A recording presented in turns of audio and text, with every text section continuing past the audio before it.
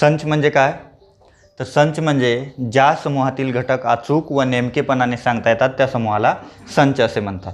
म्हणजे नेमकं कसा संच?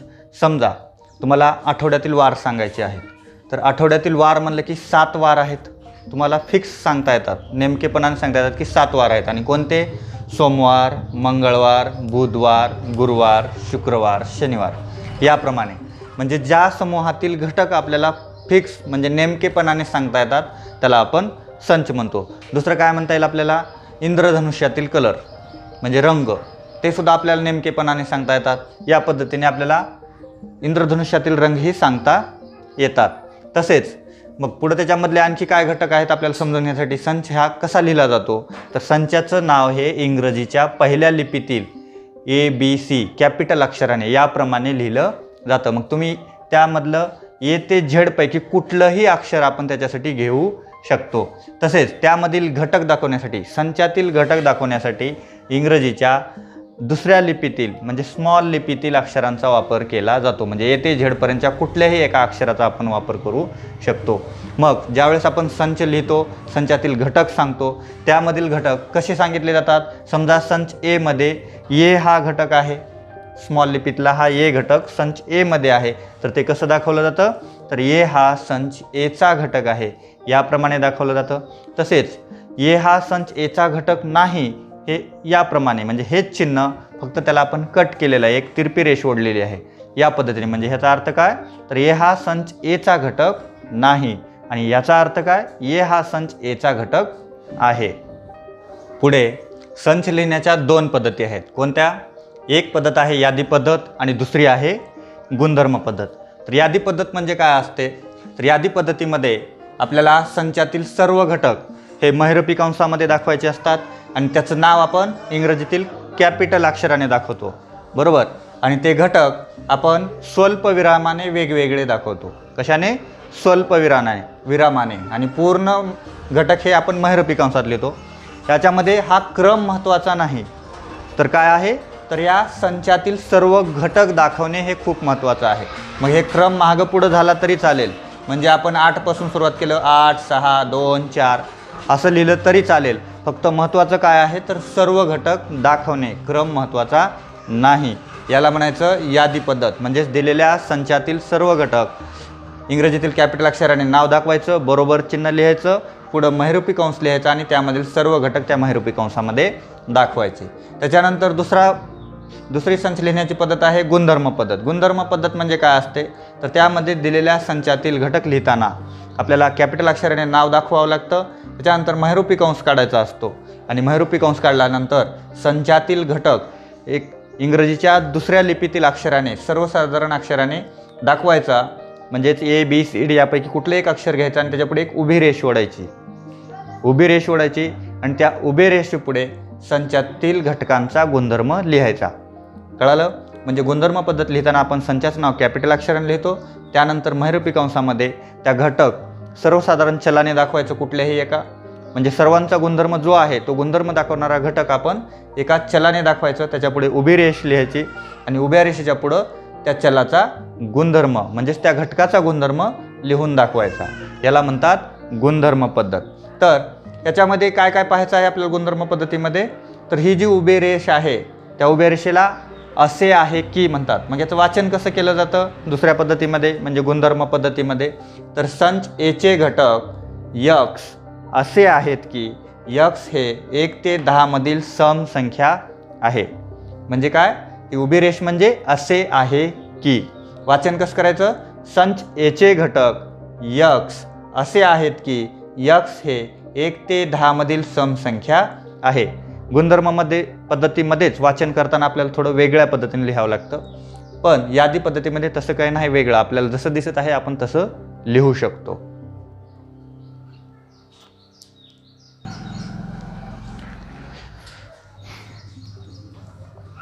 आता आपण सराव संच 1.1 पाहणार आहोत. त्यामधील पहिला प्रश्न आहे पुढील संच यादी पद्धतीने लिहा. मग त्यामध्ये पहिला प्रश्न दिलेला आहे सम नैसर्गिक संख्यांचा संच. सम नैसर्गिक संख्या. मग त्याच्यासाठी आपण काय करतो? कुठलंही एक अक्षर घ्यायचं कॅपिटलमध्ये, त्याला आपण A घेतलं, बरोबर, महिरूपी कंस घेतला, त्याच्यानंतर सम नैसर्गिक संख्या लिहायच्या आहेत. मग 2 पासून सम नैसर्गिक संख्या सुरू होतात, म्हणून 2, 4, 6, 8. मग सम नैसर्गिक संख्या अनंत आहेत, सम नैसर्गिक संख्या अनंत आहेत, त्यांचा शेवट होत नाही, म्हणून कॉमा डॅश डॅश डॅश लिहायचा आणि महिरूपी कंस बंद करायचा. हा झाला सम नैसर्गिक संख्यांचा संच. कोणत्या पद्धतीने? यादी पद्धतीने. दुसरा आहे 1 ते 50 मधील सममूळ संख्यांचा संच. तर बी बरोबर, तर सममूळ संख्या या फक्त 1 ते 100 मध्येच नाही तर पूर्ण संख्यामध्ये सममूळ संख्या फक्त एकच आहे. कोणती? 2 आहे. ती 2, तर ते बी बरोबर 2. त्याच्यानंतर तिसरा प्रश्न आहे सर्व ऋण पूर्णांकांचा संच. ऋण पूर्णांक म्हणजे तर त्याच्यामध्ये धनसंख्या पण येतात, ऋण संख्या पण येतात आणि शून्यही येतो. म्हणजे ऋण आणि धनसंख्या ज्या आपण संख्या रेषेवर दाखवतो त्यांना म्हणायचं पूर्णांक संख्या. तर इथं फक्त काय म्हणलेलं आहे? ऋण पूर्णांकांचा संच. मग ऋण अनंत आहे, त्याची सुरुवात कुठून होते आपल्याला माहीत नाही. त्यासाठी आपण सी बरोबर महिरूपी कंसात डॅश डॅशने करायची त्याची सुरुवात, डॅश डॅश डॅश. मग आपण ऋण 4 पासून घेऊ, ऋण 4, ऋण 3, ऋण 2, ऋण 1. याच्या पुढं 0 आणि नंतर धनपूर्णांक संख्या सुरू होतात, म्हणून ऋण पूर्णांक संख्यांचा संच या पद्धतीने आपल्याला दाखवता येईल. पुढचा प्रश्न आहे 4, संगीतातील 7 मूळ स्वरांचा संच. बरोबर, संगीतातील म्युझिक आहे म्हणून आपण यम अक्षर घेऊ या नावासाठी. काय येईल मग? यम बरोबर महिरूपी कंसात स्वर लिहायचे आता सा, रे, ग, म, प, ध, नी. या पद्धतीने हे 7 स्वर आपण संगीतातले लिहिले. प्रत्येक घटक लिहिल्यानंतर आपण स्वल्पविराम दिला, म्हणजे कॉमा दिला, वेगवेगळे घटक दाखवले. यांचा क्रम मागे पुढे जरी झाला तरी चालते. यादी पद्धतीमध्ये क्रम महत्त्वाचा नसतो, तर सर्व घटक लिहिणे महत्त्वाचे असतात. ते घटक महिरूपी कंसामध्ये दाखवायचे आणि संचाचं नाव कॅपिटल अक्षराने दाखवायचं. याला म्हणतात यादी पद्धत. त्यानंतर दुसरा प्रश्न आपल्याला पुढे दिलेला आहे की खाली चिन्हात दिलेली विधाने शब्दात लिहा म्हटलेलं आहे. बरोबर, मग पहिला आपल्याला दिलेला आहे 4/3 आणि एक ई सारखं चिन्ह दिलेलं आहे आणि पुढे लिहिलेलं आहे क्यू. मग याचं वाचन कसं करायचं? 4/3 हा अपूर्णांक किंवा 4/3 हा संच क्यूचा म्हणजेच आपण काय म्हणतो? कोशंट नंबर किंवा त्याला आपण रॅशनल नंबर म्हणतो, परिमेय संख्या. तर ते माहीत नसेल तर डायरेक्ट जे दिलंय ते लिहायचं. संच क्यूचा घटक आहे. त्याच्यानंतर दुसरं दिलेलं आहे ऋण 2, एक ई सारखं चिन्ह दिलं आहे, त्याच्यावर तिरपी रेष ओढलेली आहे आणि पुढे यन दिलेलं आहे. त्याचं वाचन कसं करायचं? ऋण 2 हा संच यनचा घटक नाही. ऋण 2 हा संच यनचा घटक नाही. तिरपी रेष ओढल्यामुळे नाही असं लिहिलेलं आहे. म्हणून त्या यन ऐवजी आपण काय लिहू शकतो मग? ऋण 2 हा संच नैसर्गिक संख्यांचा घटक नाही किंवा ऋण 2 ही नैसर्गिक संख्या संचाच्या घटकात येत नाही. मग पुढं तिसरा प्रश्न दिलेला आपल्याला, हा गुणधर्म पद्धतीने लिहिलेला घटक आहे, त्यामुळे गुणधर्म पद्धतीचे वाचन कसं करायचं मग? संच पीचे घटक हे कॅपिटल अक्षर आहे, पी असे आहेत की पी ही विषम संख्या आहे. हे गुणधर्म पद्धतीचे लिखाण आहे. पुढील तिसरा प्रश्न आहे आपला, कोणतेही 2 संच यादी व गुणधर्म पद्धतीने लिहा म्हटलेलं आहे. मग त्यामध्ये आपण मनाने घेतला एक पहिला प्रश्न, 1 ते 10 मधील नैसर्गिक संख्या लिहा. तर मग 1 ते 10 मधील नैसर्गिक संख्या आपण यादी पद्धतीने कसं लिहितो? समजा नैसर्गिक संख्या आहेत म्हणून यन हे कॅपिटल अक्षर घेतलं नावासाठी. बरोबर, महिरूपी कंसात 1 ते 10 मधील संख्या म्हटलेलं आहे. मग 1 सोडून 2, 3, 4, 5, 6, 7, 8, 9. 1 ते 10 मधील नैसर्गिक संख्या आपण कॉमा देऊन म्हणजे स्वल्पविराम देऊन वेगवेगळ्या या यादी पद्धतीने दाखवल्या. त्याच्यानंतर हाच संच आपल्याला गुणधर्म पद्धतीने लिहायचा आहे. मग कसं लिहायचं? संच यांचे घटक महिरूपी कंस लिहायचा. मग स्मॉल लिपीने दाखवायचं कुठल्याही एका अक्षराने, तर आपण एक्सने दाखवू, उभी रेष. मग काय लिहायचं? संच यांचे घटक यक्स असे आहेत की यक्स हे 1 ते 10 मधील नैसर्गिक संख्या आहे, महिरूपी कंस बंद. किंवा दुसऱ्या पद्धतीने लिहायचं तर कसं लिहितो आपण? नैसर्गिक संख्या म्हणजेच n बरोबर महिरूपी कंसात x उभी रेष, त्याच्यानंतर x हा कशाचा घटक आहे? नैसर्गिक संख्या संचांचा. मग त्याला आपण कसं दाखवतो? या चिन्हाने दाखवतो. तसेच कितीपासून आहेत? 2 पासून 9 पर्यंत, म्हणजे 1 पेक्षा मोठा आणि 10 पेक्षा लहान. म्हणून कसा आहे? म्हणजे x हा घटक कसा आहे? 1 पेक्षा मोठा आहे. x हे 1 पेक्षा मोठा आहे आणि x हे कितीपेक्षा लहान आहे? 10 पेक्षा. या पद्धतीने म्हणजे काय, दुसऱ्या पद्धतीने आपण कसं दाखवलं तर नैसर्गिक संख्या संच म्हणजेच n चे घटक x असे आहेत की x हे नैसर्गिक संख्या संचाचा घटक आहे आणि 1 पेक्षा मोठे आणि 10 पेक्षा लहान आहे. आलं लक्षात? मग दुसरा संच आपण घेतला आठवड्यातील वार. आठवड्यातील वार कसे दाखवायचे? मग वार आहे वीक, आठवडा म्हणजे वीक, म्हणून आपण W हे अक्षराने नाव दाखवू. बरोबर, महिरूपी कंसात काय लिहायचं? मग आठवड्यातील वार कोणते कोणते आहेत? सोमवार, मंगळवार, त्याच्यानंतर बुधवार आणि रविवार. ह्या आठवड्यातील वार आपण यादी पद्धतीने दाखवले, स्वल्पविराम देऊन, कॉमा देऊन. बरोबर. त्याच्यानंतर आता आपल्याला हेच वार गुणधर्म पद्धतीने लिहायचे आहेत. तर कसं लिहायचं? मग संच W चे घटक असे आहेत की, किंवा संच W चे घटक x असे आहेत की x हे आठवड्यातील एक वार आहे. या पद्धतीने आपण गुणधर्म पद्धतीने आठवड्यातील वार दाखवू शकतो. पुढील मुख्य चौथा प्रश्न आहे आपला, खालील संच यादी पद्धतीने लिहा. त्यामध्ये पहिला प्रश्न दिलेला आपल्याला भारतीय सौर वर्षातील महिन्यांचा संच. त्यासाठी आपण इंग्रजी कॅपिटल अक्षराने नाव घेऊया. वर्ष म्हणून इयरसाठी y घेऊ. बरोबर, महिरूपी कंसात. मराठी महिन्यातील सौर वर्ष म्हणजेच काय? मराठी महिने आपल्याला लिहायचे आहेत. म्हणून काय आहे सुरुवात त्याची? चैत्रपासून.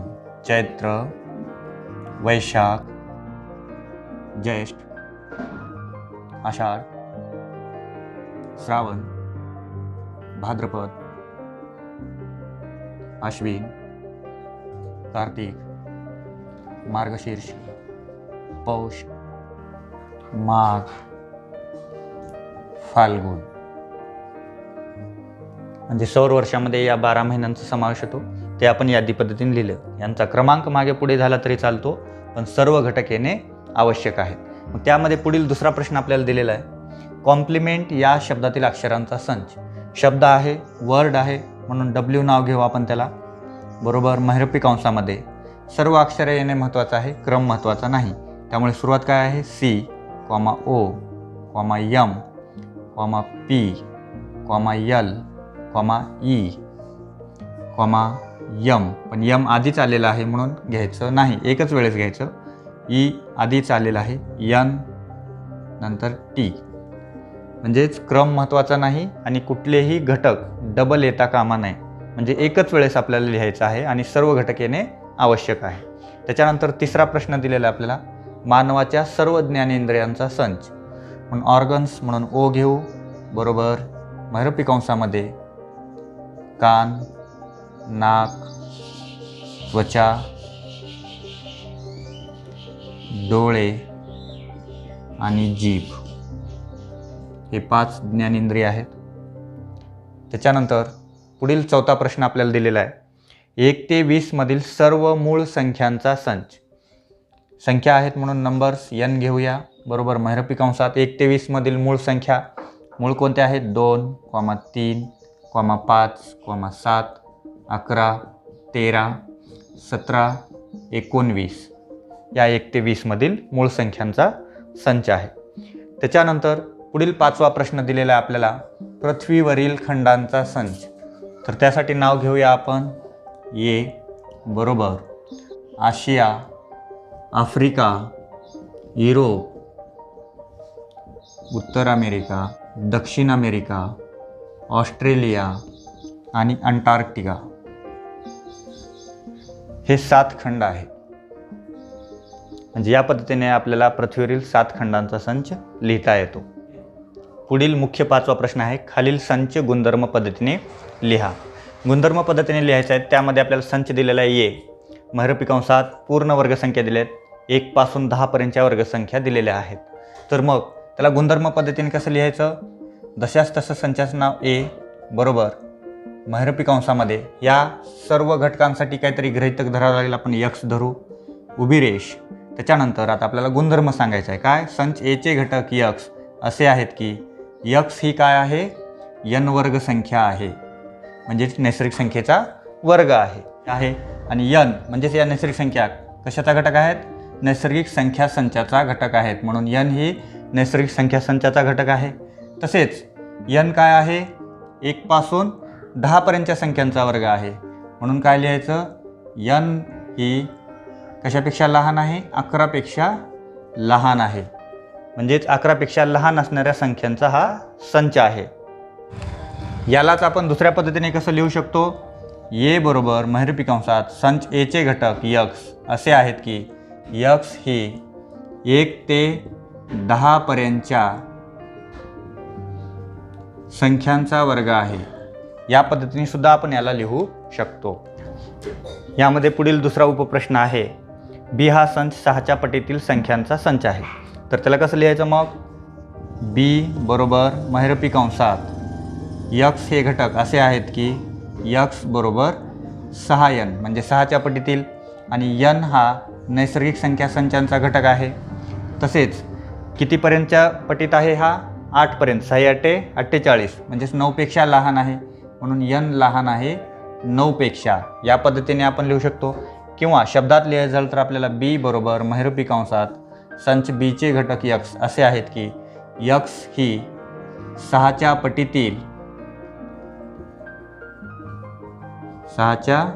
पटीतील व 50 पेक्षा लहान किंवा 49 पेक्षा लिहू शकतो आपण, व 49 पेक्षा लहान आहे. पुढील तिसरा उपप्रश्न आपल्याला दिलेला आहे. संच सी हा, त्यामध्ये 5 अक्षरे दिलेली आहेत. त्याबद्दल आपल्याला त्यांचा गुणधर्म लिहायचा आहे. म्हणून सी बरोबर महिरपी कंसात संच सीचे घटक यक्स असे आहेत की यक्स हे स्माईल या शब्दातील एक अक्षर आहे. पुढील चौथ्या प्रश्नामध्ये आपल्याला डी हा संच दिलेला आहे. त्यामध्ये आठवड्यातील वार दाखवलेले आहेत.